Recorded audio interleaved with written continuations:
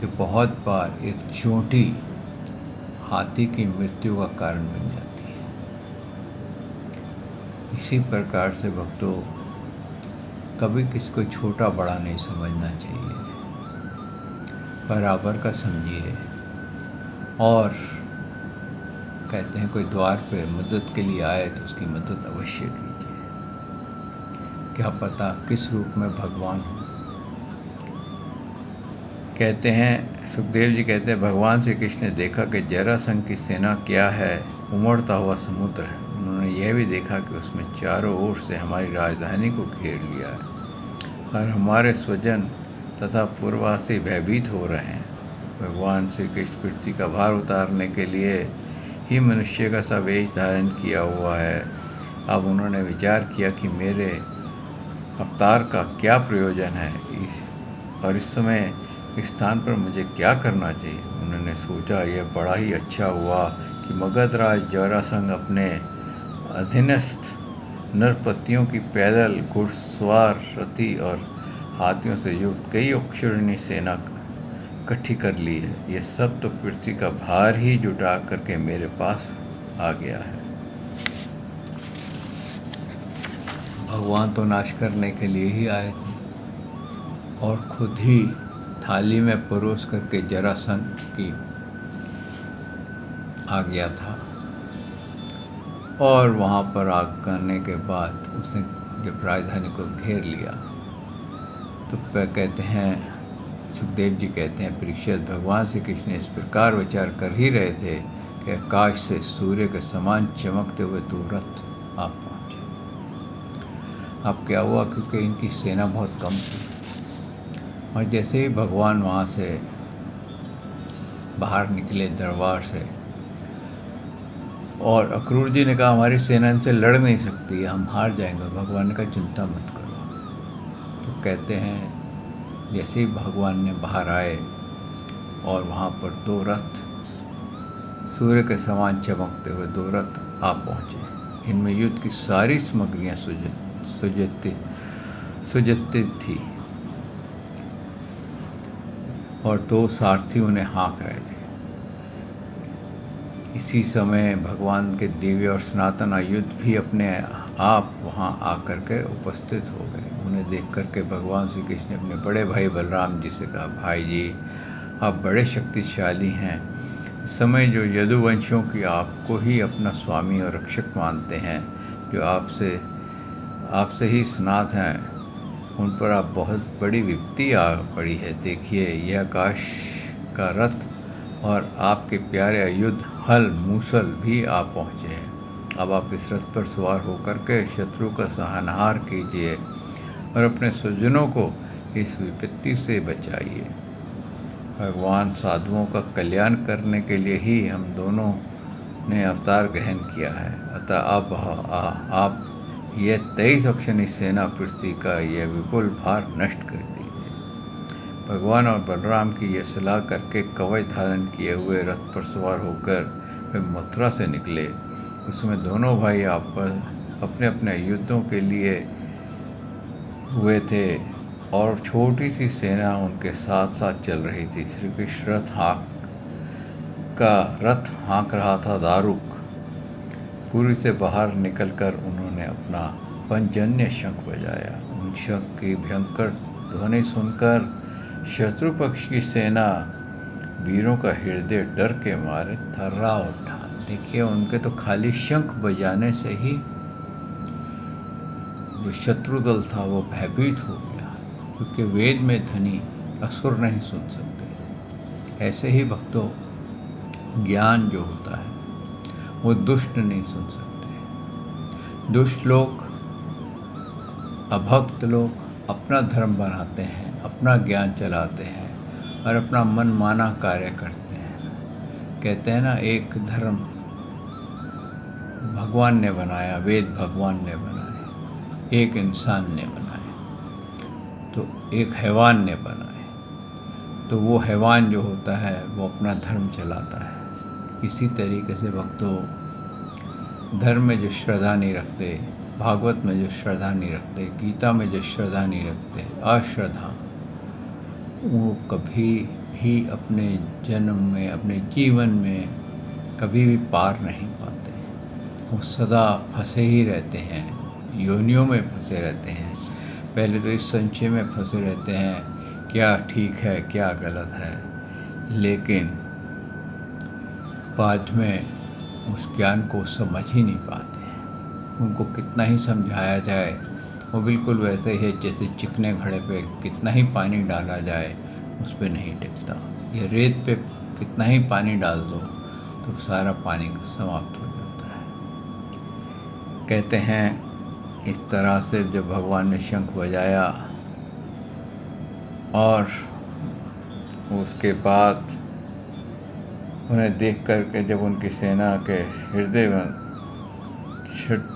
टूट गए, इसीलिए मैं तेरे साथ नहीं लड़ सकता। पुरुषोत्तम कृष्ण, तू तो अभी निरा बच्चा है। जरासंध ने भगवान श्री कृष्ण को ललकार के कहा, तू तो निरा बच्चा है, इतने दिनों तक तू ना जाने कहाँ कहाँ छिपा फिरता था। बंद, तू अपने मामा का हत्यारा, इसलिए मैं तेरे साथ नहीं लड़ सकता। जा मेरे सामने से भाग जा। बलराम, यदि तेरे चित्त में यह श्रद्धा है हो कि युद्ध में मरने पर स्वर्ग मिलता है तो तू आ हिम्मत बांधकर मुझसे लड़।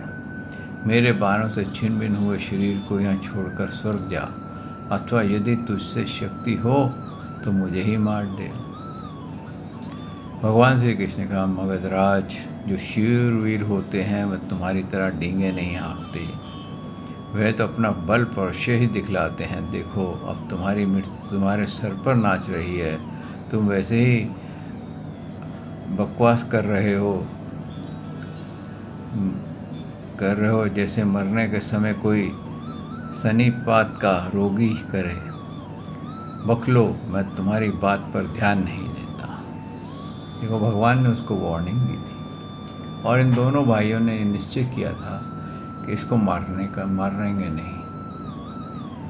और इन दोनों भाइयों ने उनकी पूर्ण सेना को कहते हैं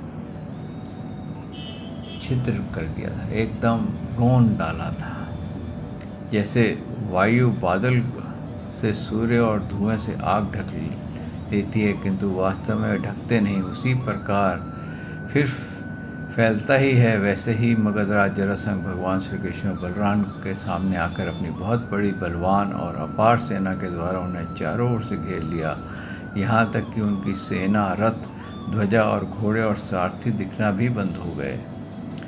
मथुरापुरी की स्त्रियाँ और महिलाओं की अटारियाँ छज्जों और फाटकों पर चढ़कर युद्ध का कौतुक देख रही थी। जब उन्होंने देखा कि युद्ध भूमि में भगवान श्री कृष्ण की गरुड़ चिन्ह से चिन्हित और बलराम जी की ताल चिन्हित ध्वजा रथ नहीं दिख रहे तो वे सब शोक से आवेग से मूर्छित होने लगे। जब भगवान श्री कृष्ण ने देखा कि शत्रु की सेना ने वीर हमारे सेना पर इस प्रकार बाणों की वर्षा कर रही है, तब मानो बादल पानी की अनगिनत बूंदों के बरसा रही है और हमारी सेना उनसे अत्यंत पीड़ित है, व्यथित हो रही है, तब उन्होंने अपने देवता और असुर दोनों से सम्मानित शारंग धनुष की टंकार की। इसके बाद तर्कस से वान निकले और उन्होंने धनुष चढ़ाकर और धनुषों की डोरी खींच करके झुंड के झुंड बाण छोड़ने लगे और सारी की सारी सेना उन्होंने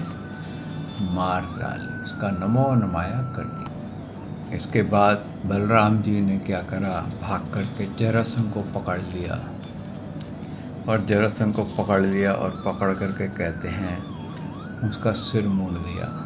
उसको मारने वाले थे लेकिन भगवान श्री कृष्ण ने उसको बचा लिया और उसका सिर मोड़ दिया और वो बहुत अपमानित हुआ। उसके बाद जरासंध जो था उसको छोड़ दिया कि जा, तेरे प्राण हम नहीं ले सकते, तो इस काबिल ही नहीं है कि हम तेरे प्राण लें, हम तेरे को मोक्ष प्रदान करें। तो वो जब जाने लगा उसने सोचा कि अब मैं सिर तो मुंड ही गया है, चलो अब तपस्या करते हैं, संन्यास ले लेते हैं। लेकिन उसको आगे क्षत्रिय मिले और राजा मिले, उन्होंने जब उसकी दुर्दशा देखी तो उन्होंने कहा कि ऐसा घबराने की क्या बात है, अरे ये तो प्रारब्ध है, हम क्षत्रियों की हार जीत तो होती रहती है, कभी हम हारते हैं कभी जीतते हैं। हार जीत का मतलब ये नहीं है कि हमारा मनोबल कम हो गया, अब हम बच गए, तेरी जान बच गई ना, और सेना इकट्ठी करके ले आना।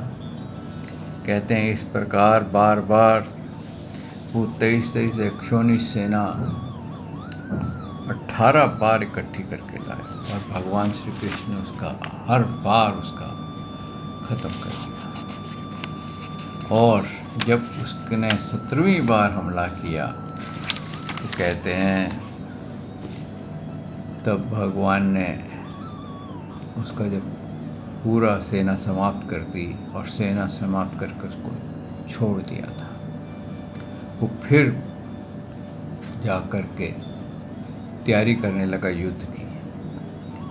और इतने में जब वो तैयारी कर रहा था तो कहते हैं कि वहाँ पर काल यवन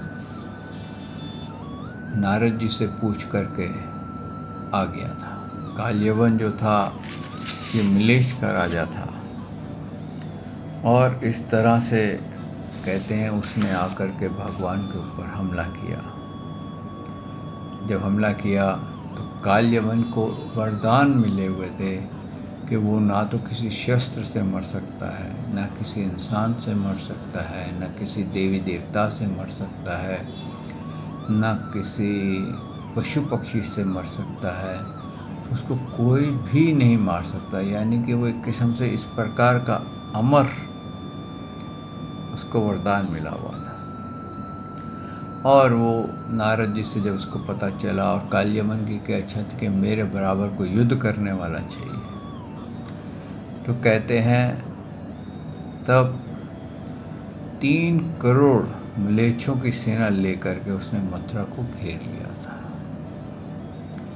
और जब काल यवन ने यह असमय चढ़ाई देख करके भगवान श्री कृष्ण बलराम जी के साथ मिलकर विचार किया, हो इस समय तो यदुवंशियों पर जरासंध और काल यवन ये दोनों ही विपत्तियाँ एक साथ ही मंडरा रही हैं, आप इस परम बलशाली यवन से हमें आकर के घेर लिया है और जरासंध भी आजकल या परसों आ जाएगा।